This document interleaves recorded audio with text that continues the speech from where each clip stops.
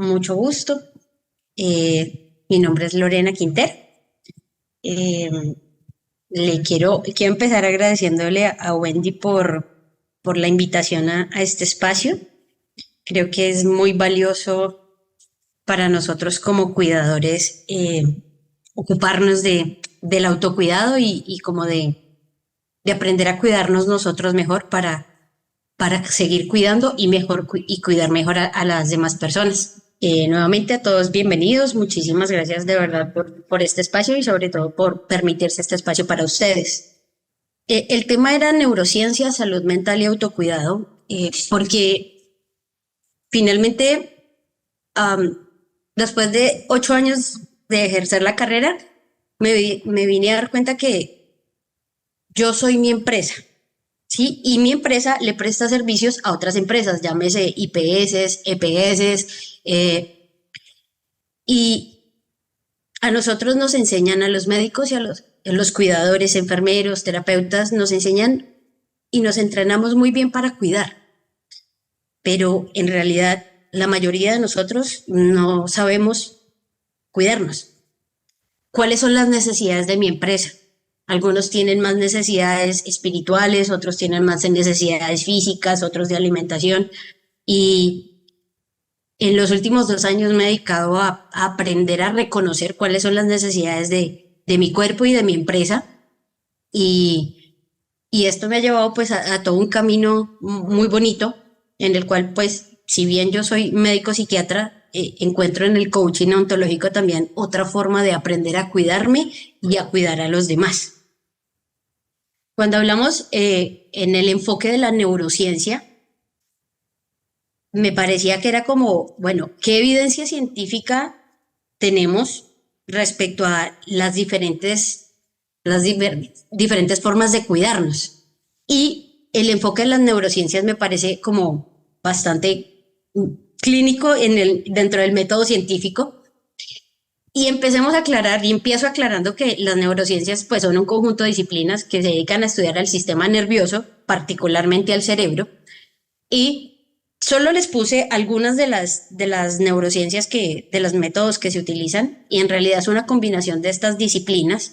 Como pueden ver, van desde las resonancias magnéticas que pueden ser funcionales, el análisis de las redes neuronales y el funcionamiento de los neurotransmisores. También analizan también las dinámicas de lo que son las dinámicas funcionales intrapsíquicas y del entorno, e incluso analizan la neurobiología desde la infancia, ver cómo ese cerebro en estudios prospectivos, cómo ese cerebro, el desarrollo de ese cerebro del niño termina impactando en el comportamiento y en la vida del adulto. ¿Sí? Entonces es una combinación, es una dinámica de varias disciplinas que permiten hacer un análisis como más profundo y que al final tiene como objetivo que nosotros podamos desarrollar que se puedan desarrollar estrategias de prevención mucho más efectivas, desarrollar nuevos métodos diagnósticos, nuevos métodos de tratamiento y optimizar la función del cerebro. Entonces, ¿qué viene siendo el autocuidado? El autocuidado no solo abarca el comer bien, el tener un estilo de vida saludable, el hacer ejercicio. El autocuidado en esencia es un equilibrio en el tiempo y en la inversión energética y de disposición en las diferentes esferas de la vida.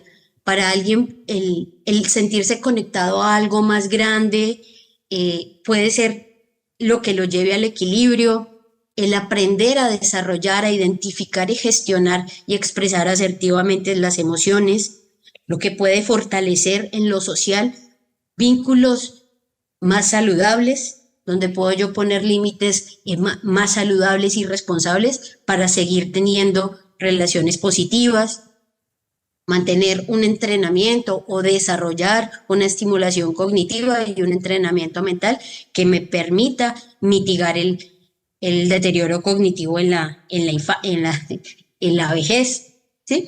Entonces, el autocuidado, que es buscar el equilibrio, es esencial no solo para la estabilidad en lo cotidiano, en la estabilidad afectiva en lo cotidiano, sino también para la resiliencia personal, para la sensación de bienestar en lo general y sobre todo para prevenir el agotamiento y enfermedades crónicas. Hoy por hoy es un mundo rápido, es un mundo de respuestas rápidas, es un mundo que puede tender a ser superficial, es un mundo exigente, donde cada vez más la palabra estrés y la percepción del estrés vive con nosotros, ¿sí? Yo estoy segura que esto lo tienen ustedes mucho más claro que yo. ¿Cuál es la respuesta al estrés? Solo quiero darles un recorderis para que podamos entender un poquito más, recordar un poquito más las diferentes áreas que vamos a mirar después respecto a cómo influye el estrés en el detrimento no solo cognitivo, sino de la salud en general y sobre todo en el cerebro. Entonces, recordemos que la amígdala es el primer órgano y la primera estructura encargada de responder ante un potencial estímulo, ya sea estresante, identificado como de peligro o como miedo. Bien, esa amígdala, una vez que detecta este aparente peligro, le envía una señal al hipotálamo. Y este hipotálamo, que funciona como un centro de control, va a activar lo que sería el eje hipotálamo-hipófisis-adrenal. Entonces, el hipotálamo va a liberar una sustancia, va a liberar a la hormona liberadora de corticotropina hacia la hipófisis. Esa hipófisis, una vez activada, va a liberar hormona adrenocorticotrópica. Esa hormona va a viajar a través del torrente sanguíneo hacia las glándulas suprarrenales. Y de esta manera vamos a activar primero la liberación de adrenalina y noradrenalina, que tienen como objetivo elevar la tensión arterial, la frecuencia cardíaca y disponer más niveles de energía. Un poco después se libera el cortisol, que a diferencia de la adrenalina dura más en el tiempo, va a aumentar y activar lo que es el metabolismo de la glucosa y también optimiza lo que es la glucosa en el cerebro. Recordemos también que el cortisol suprime o inhibe las funciones que no son esenciales, como el sistema digestivo, el sistema inmunológico o de crecimiento. Una vez que estamos bajo la influencia de la adrenalina y del cortisol, el cuerpo está ya en fase de alerta y en modo huir o atacar, con todas las modificaciones que ya la adrenalina y el cortisol están influyendo en él. ¿Listo? Entonces ya el cerebro está en, nos vamos a morir, auxilio. En ese momento ya entra lo que sería la corteza prefrontal. Recordemos que la corteza prefrontal es la parte del cerebro asociada a la toma de decisiones, al pensamiento lógico, al racionamiento crítico, ¿sí? Y sobre todo a la planificación. Entonces, esta corteza prefrontal lo que va a hacer es analizar si en realidad este estímulo aparentemente peligroso es real o es acorde o no. Y si la corteza identifica que no es acorde a una amenaza como se está percibiendo desde la amígdala, lo que va a hacer es que va a empezar a mandar los estímulos inhibitorios, las señales inhibitorias, tanto para la amígdala como para el hipotálamo, para disminuir el circuito del eje. De igual manera, el cortisol, que se encuentra residual a nivel de cerebro, le da una señal negativa, estimula a la corteza prefrontal para que baje el estado de alerta y concomitante el sistema nervioso parasimpático pues se activa y nos lleva nuevamente a los niveles basales del estado. ¿Listo? ¿Esto a qué nos lleva? Hoy por hoy necesitamos diferenciar y que es bastante bueno diferenciar lo que es el estrés de la ansiedad. ¿Por qué? Porque no es lo mismo estar en estrés a vivir en ansiedad. Toda vez que el estrés es adaptativo más que la ansiedad. Tanto el estrés como la ansiedad pueden ser adaptativos en dosis pequeñas y pueden ser bastante útiles, pero un estado exaltado, recurrente en el tiempo, por un estímulo externo, se va a relacionar más a una respuesta al estrés. En general, la respuesta al estrés es externa, tiene una causa evidente, a diferencia de la ansiedad. En general, la ansiedad es una interpretación de una amenaza ante una situación. Y generalmente se asocia mucho a contextos, a situaciones imaginarias o recuerdo de situaciones problemáticas que fueron o emocionalmente exigentes en el pasado. El estrés, a diferencia de la ansiedad, suele ser más temporal. Como suele ser una respuesta adaptativa, la persona lo que entra es en este estado de tensión, de malestar emocional y psicológico, hasta que siente que se adapta, que resuelve la situación y ahí ese malestar tiende a bajar. Por eso es temporal. En la ansiedad, como tiene que ver más con el mundo interno y con mi interpretación de esa situación o de mi diálogo interno, puede ser mucho más duradero y tiende a ser más crónico. Ojo, recuerden que el estrés se puede cronificar, como en el estrés laboral, ¿sí? Si las demandas externas se sostienen en el tiempo. El estrés, a diferencia de la ansiedad, tiene más bien manifestaciones predominantemente físicas, ¿sí? Más de palpitaciones, de tensión muscular, alteraciones del sueño, dolor de cabeza. También pueden tener y suelen tener manifestaciones afectivas, como la irritabilidad y la frustración principalmente. Bien, mientras que en la ansiedad, el malestar emocional y psicológico es predominante. El malestar psicológico es muy significativo. Los pensamientos rumiantes que activan ese malestar psicológico y que interfieren con la capacidad de estar tranquilo predominan muchísimo. Y sobre todo la magnificación y la visualización de situaciones catastróficas.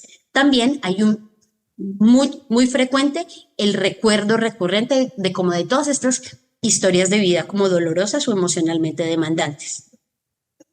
El estrés desaparece una vez que la persona siente que se adaptó, siente que lo resolvió. La ansiedad, como no tiene tanto un factor externo, se perpetúa y se cronifica. Y llega al punto en que no necesita tener un factor aparentemente desencadenante, porque la persona entra en este estado de alerta y ya no se baja. Bien, el estrés y la ansiedad pueden ser manejables en cierta medida y, como les dije, pueden ser útiles, pero el estrés suele ser mucho más manejable que la ansiedad y la ansiedad suele ser más incapacitante o limitante.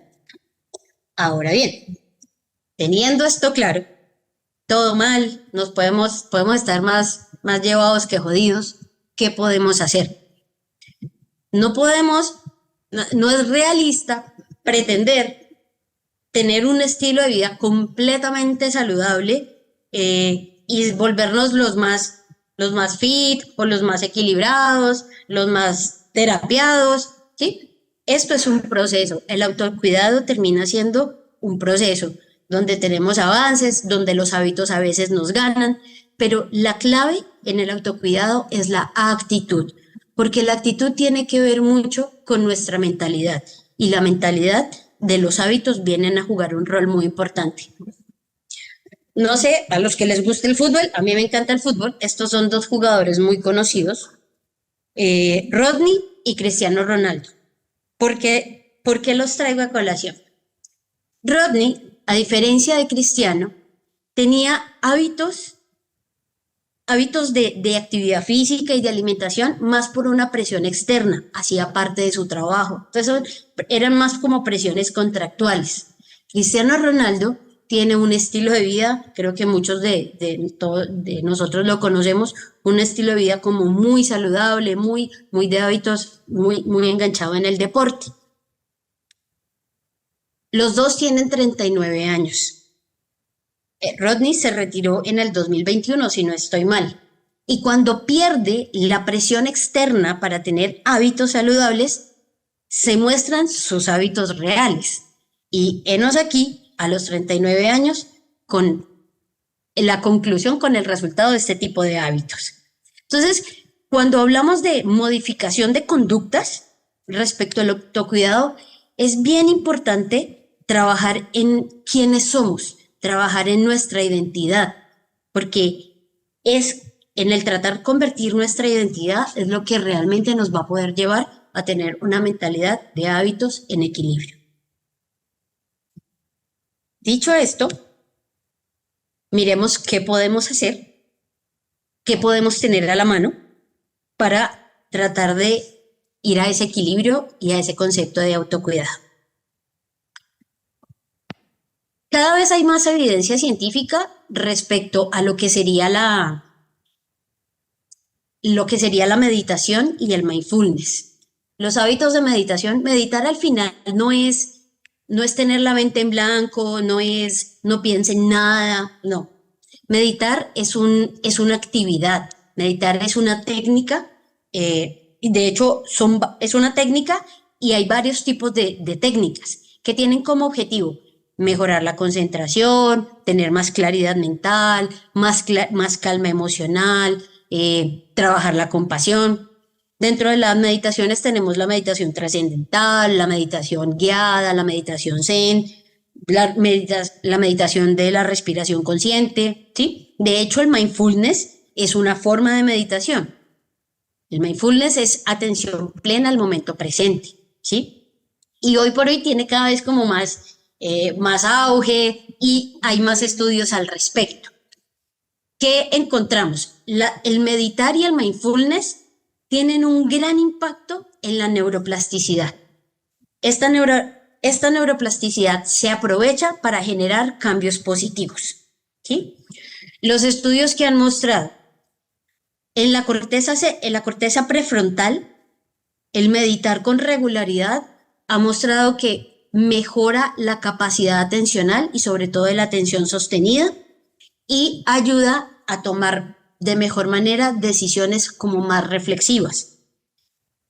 Y esto hace coherencia porque a nivel de la amígdala cerebral disminuye la reactividad, porque se ha encontrado que disminuye el tamaño de la amígdala.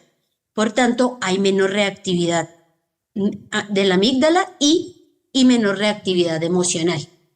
También, al tener menor reactividad emocional, pues tenemos una mejor gestión del estrés y sobre todo de las emociones desagradables que en lo cotidiano podemos tener. Y de igual manera nos ayuda a mejorar la capacidad para procesar la información y la gestión del estrés, porque también tiene un impacto benéfico en el hipocampo.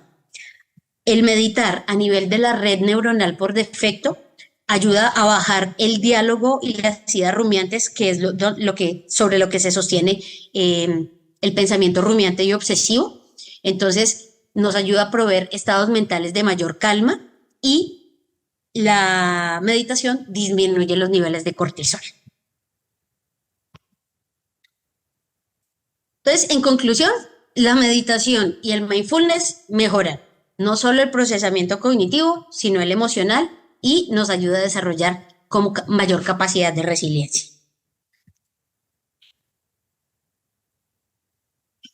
Cuando entramos a mirar qué es lo último que ha salido en evidencia respecto a la actividad física, a mí me llamó muchísimo la atención que en esencia todo el cerebro se beneficia, pero el más feliz y el más beneficiado es el hipocampo. Directa e indirectamente, el hipocampo es el más beneficiado.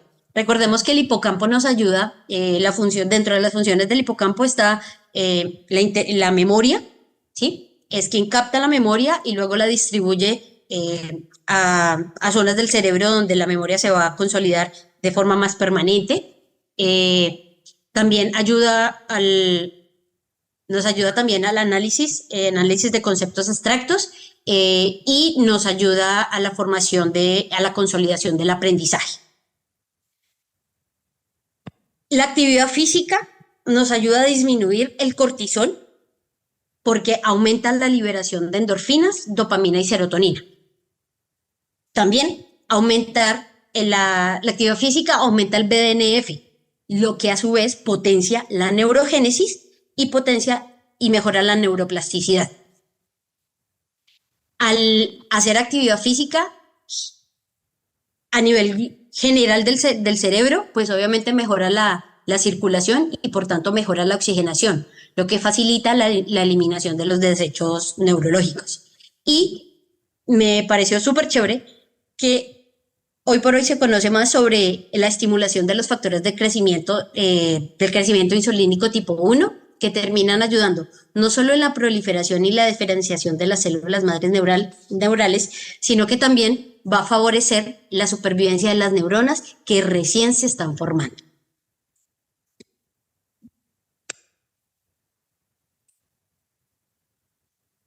El sueño toma cada vez como, o sea, es un espacio de investigación que tiene cada vez un poquito más de evidencia, ¿sí? En esencia, recordemos que en el sueño el cerebro se recupera, se reorganiza y optimiza su funcionamiento.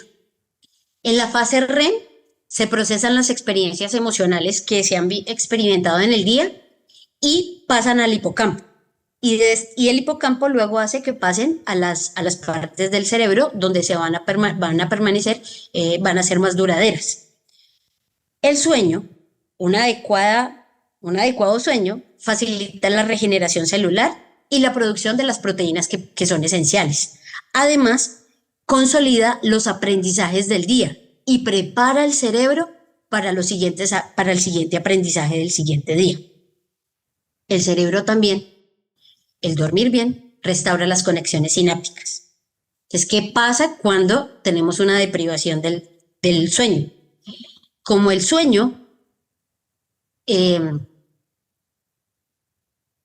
cuando se entra en la fase profunda del sueño, en la fase REM, se activa lo que es el sistema linfático. El sistema linfático, creo que ustedes lo saben más que yo, es una red de eliminación de desechos. Entonces, si hay deprivación de pues no se van a poder eliminar adecuadamente las proteínas beta-amiloides. Y se ha encontrado que un exceso de estas sustancias son las que están asociadas a los trastornos neurodegenerativos como la enfermedad tipo Alzheimer. También, un sueño inadecuado o la deprivación del mismo hace que la amígdala esté hiperactiva. Por tanto, va a haber mayor tendencia a la irritabilidad, a la percepción desbordada de las situaciones, a una sensación de sensibilidad frente al entorno, y esto nos hace más susceptibles para desarrollar trastornos de ansiedad o depresión, y de igual manera reduce la capacidad de la respuesta de la corteza prefrontal, reduciendo la capacidad de concentración, la atención sostenida y la capacidad de tomar decisiones de manera racional.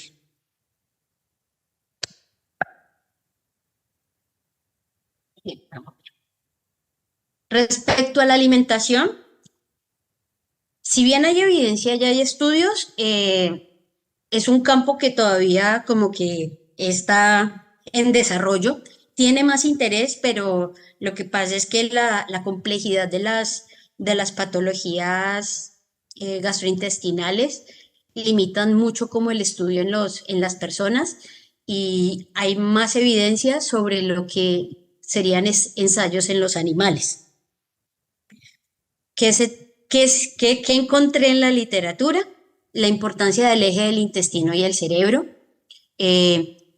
entendiendo que el desequilibrio en la alimentación influye sobre todo en lo que es la inflamación sistémica y en la neuroinflamación, porque la dieta alta rica en grasas trans, en azúcares, van a terminar liberando citoquinas proinflamatorias, y eso a su vez afecta la neurogénesis y la mielinización. De los alimentos adecuados o de los alimentos como positivos que pude encontrar como para tratar de mantener y que podamos tener como a la mano y en la práctica, encontré lo que sería el omega 3 y el omega 6, ¿sí? Nos ayudan con los efectos antiinflamatorios. Pero ojo, también hay un par de estudios que demostraron que el exceso de omega 3 y el exceso de omega 6, por el contrario, tienen una acción proinflamatoria. Respecto a las grasas monosaturadas, el aguacate está muy bien ahí. También tienen un efecto antiinflamatorio y tienen un beneficio en el impacto cardiovascular. Las verduras, con su super aporte de los antioxidantes, está súper chévere para protegernos del daño de los radicales libres, y también disminuye el riesgo cardiovascular y el desarrollo de las enfermedades crónicas y neurodegenerativas. Respecto a la fibra, sobre todo la fibra soluble, porque la fibra insoluble básicamente ayuda es como a la motilidad intestinal principalmente. La fibra soluble ayuda mucho más, sobre todo a la estabilización y la regulación de los niveles de la glucosa y la disminución del colesterol LDL. Y el azúcar, los azúcares en una cantidad justa, funcionan como una buena fuente de energía y ayudan a levantar transitoriamente o temporalmente la serotonina y la dopamina. Pilas, que este es un circuito que nos juega en contra, ¿sí? Porque empezamos a querer como la respuesta es rápida, la elevación de la serotonina y la dopamina rápida, entonces tratamos de gestionar estados emocionales tensionantes con la comida, ¿sí? Entonces de ahí se nos vuelve esta ingesta emocional. Me siento mal, como me siento bien y tengo que seguir comiendo, porque es temporal, es rápido, pero temporal la sensación de bienestar. Las relaciones interpersonales, en esencia, favorecen la flexibilidad, la neuroplasticidad,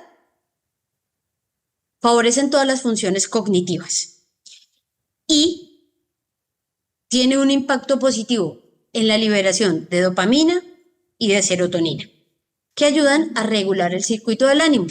Por eso influye positivamente en la función de la precorteza, influye positivamente en la regulación de la actividad de la amígdala, ¿sí? Beneficios cognitivos y beneficios a nivel de neurotransmisores. Y quise traer, tomando en cuenta que desde el 2000, desde la pandemia, la tecnología empieza a tomar como más relevancia y pasamos más tiempo en el computador y ahora la tecnología y las redes sociales empiezan a ser como más problemáticas, ya se escucha que es un poco más problemático. Quise traerles lo que encontré respecto al exceso de uso, tanto de los medios tecnológicos como de las redes sociales. Y en esencia hay tres grandes compromisos.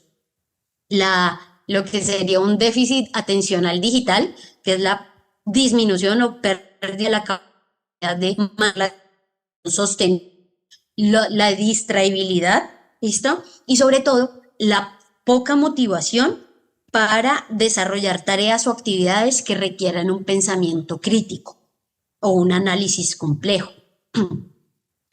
También hay una afectación en el rendimiento cognitivo y en la calidad de la cognición. Respecto a las redes sociales, encontré este concepto del FOMO, Fear of Missing Out, que es la ansiedad de perderse algo. Sobre todo los adolescentes, en este estar atentos todo el tiempo hay una sensación de querer estar conectados.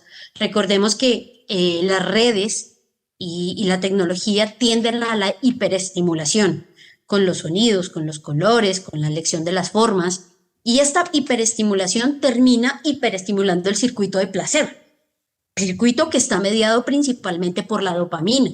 Y si constantemente estamos estimulando la dopamina, en un punto se genera la tolerancia, que sería la desensibilización de la misma, lo que nos lleva a tener que buscar cada vez estímulos más intensos para obtener la respuesta. O sea, una dependencia no química. Se comporta igual que una adicción no química, igual que la ludopatía, igual que la adicción al sexo, a la pornografía. Bioquímicamente, neurobiológicamente, se comporta igual. Las luces azules, aquí.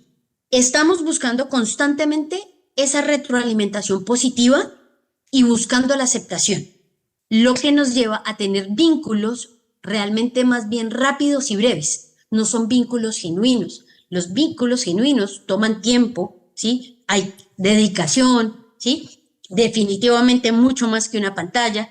Entonces, al final, lo que van encontrando es que estas personas están acostumbrándose a tener vínculos rápidos y breves, lo que los lleva a tener una sensación de desconexión realmente con la vida. Y las pantallas con el azul de las pantallas, se encontró que hay una inhibición de la producción de melatonina. Y de esta forma, pues si no hay suficiente melatonina, pues no va a haber una activación adecuada del ritmo circadiano. ¿Qué hay que hacer? El tema no es vivir alejados, no es alejarnos de los computadores porque es imposible. El tema es desarrollar, encontrar nuevamente cuál es el equilibrio entre qué voy a invertir en la tecnología, qué voy a invertir en mi espacio de familia, en mi espacio individual. Al principio se puede sentir aburrido, al principio se puede sentir como, precisamente por la estimulación a la dopamina, pero es la actitud a encontrar cuál es mi equilibrio lo que va a determinar si perpetúo la conducta y lo vuelvo el hábito o no. Y eso sería todo. Les dije que iba a ser cortita. ¿Listo? Si tienen preguntas, con mucho gusto. Y como les dije al principio, si hay algún tema en particular que les llame la atención, con mucho gusto les puedo pasar la literatura de donde obtuve la presentación. Muchísimas gracias. Buenas noches, Lorena, ¿cómo estás? Muy bien, muchas gracias. Doctora, muchas gracias por haber aceptado esta invitación.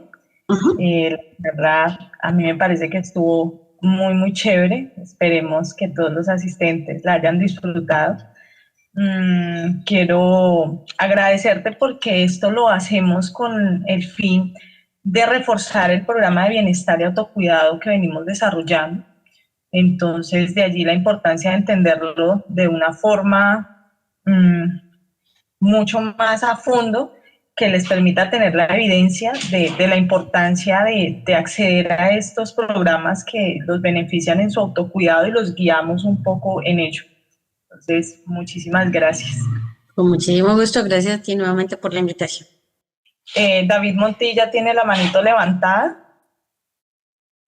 ¿Qué tal? Buenas noches.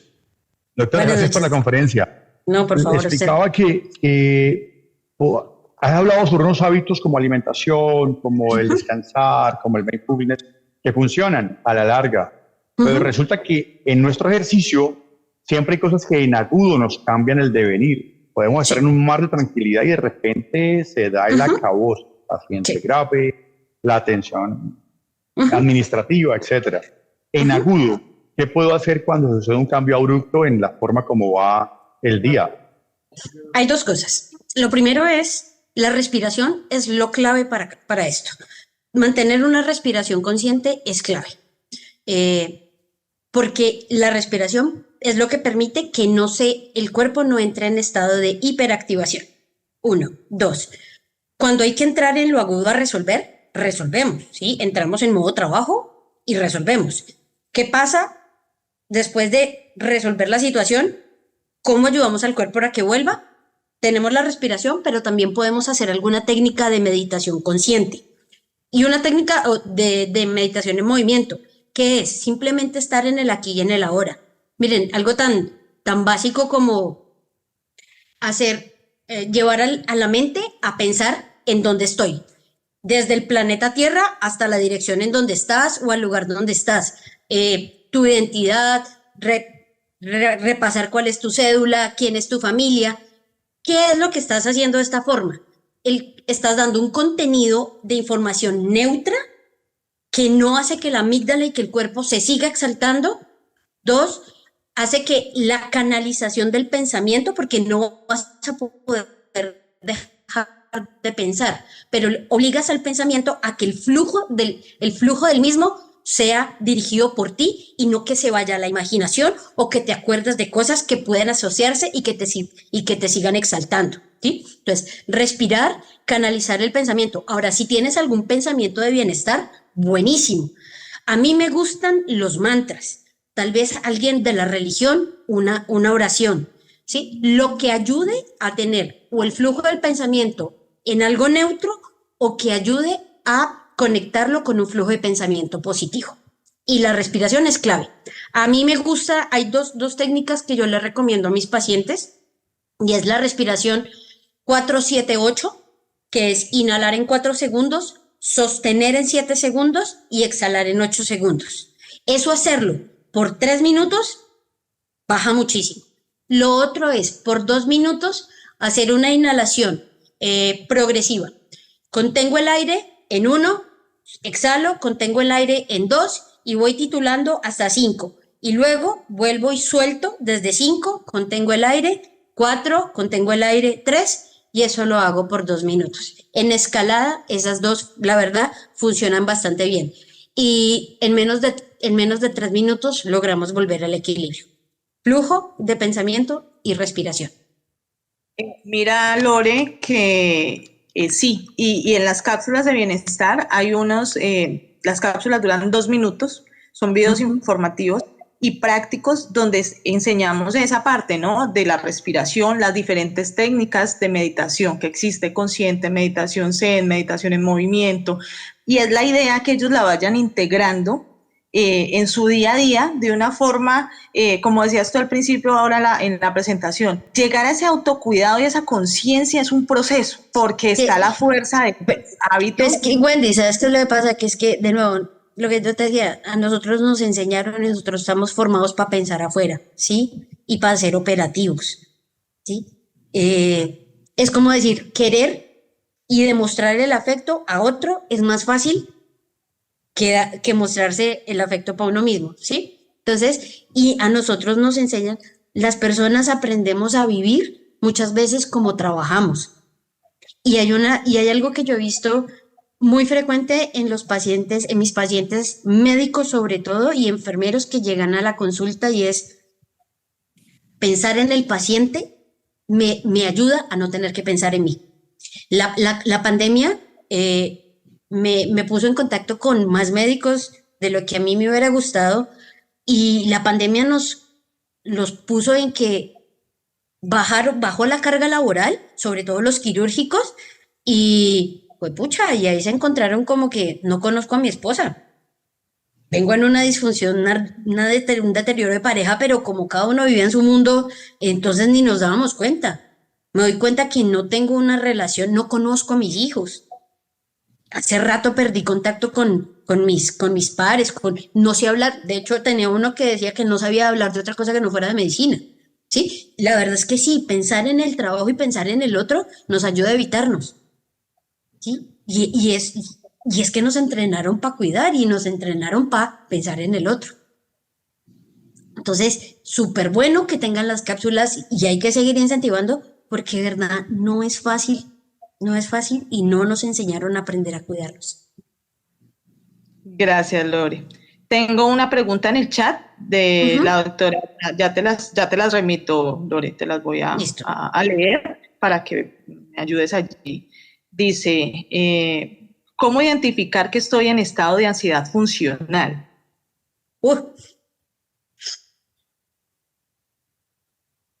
Precisamente, yo diría 2 cosas. La ansiedad es una sensación de tensión, un malestar emocional y psicológico, ¿sí? Hay una tensión constante, pero pese a esa tensión, eres productiva y mantienes tu rendimiento y tu funcionalidad, ¿sí? Pero yo te diría, lo que pasa es que normalizamos el estado de tensión. Ese es el tema con los trastornos de ansiedad, que normalizamos el estado de tensión.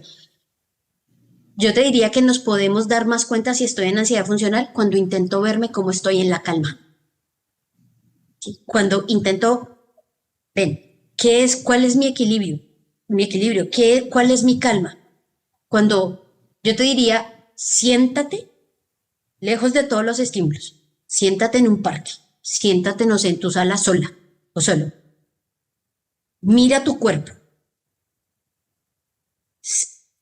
¿Cómo están tus músculos? Mira tu respiración. Mira si estás respirando con el diafragma, estás respirando con el pecho. Mira tu diálogo interno. ¿Para dónde va tu diálogo interno? ¿Acordarte del conflicto, de los problemas, del trabajo? ¿O logras traer fácilmente pensamientos de bienestar, pensamientos de cosas que te gustan? ¿Sí? Creo que ahí podrías identificar un poquito más. Cuando intentes darte cuenta cómo estás en calma, y te podrías de pronto dar un poquito más cuenta respecto a tu estado de alarma. Y una última pregunta es, ¿cómo se pueden poner en contacto contigo, Lore? Ah, yo tengo un proyecto con una socia, con una psicóloga. Yo estoy comprometida en hacer una psiquiatría consciente, psiquiatría consciente. Entonces, en Instagram estoy como Psiquiatría Consciente y también tengo una página que se llama Sentido y Conciencia. Básicamente es aprender a enseñarles un poquito de técnicas, de empezar a entender cómo funciona este cerebro y cómo es la psiquiatría de una forma como más simplificada y más amable. Y enseñarle a los cuidadores a cuidarse. Yo creo que yo me declaro una cuidadora de cuidadores, porque entre mejor se cuida un cuidador, más beneficiados van a salir los pacientes. Muchísimas gracias, doctora Lorena. Muchas gracias. Claro que sí, Clara. Le decimos a Valeria para que nos ayude a difundir tus redes sociales con los asociados, que se las envíen, ¿vale? Dale. Ahí hay una pregunta, hay una mano levantada, si no estoy mal. Sí, ya revisamos. Alguien que tiene mi mismo apellido. Ella había preguntado, ella preguntó lo de la ansiedad funcional, doctor. Ya. Ok, listo, súper. Vale. Muchísimas gracias. Yo creo que cierro diciéndoles esto, de verdad generar hábitos no es fácil, pero lo que determina todo esto es la actitud. No esperemos, el cuerpo siempre nos avisa. Siempre nos avisa. El estado de tensión, la irritabilidad, la exaltabilidad, el cuerpo siempre nos avisa. La enfermedad mental termina siendo un desequilibrio bioquímico producto de una falla psicológica adaptativa. Si nuestros recursos psicológicos fallaron, es porque venimos o arrastrando algo o ha sido algo tan emocionalmente y psicológicamente tan desbordante que o nuestros mecanismos fueron insuficientes o no fueron adecuados. Pero el cuerpo siempre nos avisa. La enfermedad mental, yo los invito a que la piensen como la alarma contra incendios. Y lo que pasa es que salimos y corremos a apagar la alarma contra incendios, corremos a apagar el trastorno de ansiedad, corremos a apagar la depresión. Pero ¿cuál es el problema? ¿La alarma contra incendios o el incendio? Porque llévense esto, la enfermedad mental viene a decirnos y a mostrarnos el problema. Cuando logramos verla, resignificar la enfermedad mental, nos damos cuenta que la enfermedad nos viene a salvar. Nos viene a salvar porque lo que sea que viniéramos haciendo, como sea que viniéramos viviendo, ya no nos funciona. Nuestro cuerpo ya no puede sostenerlo más. ¿Cómo está el diálogo entre lo que mi mente quiere y mi cuerpo es capaz de sostener y quiere sostener?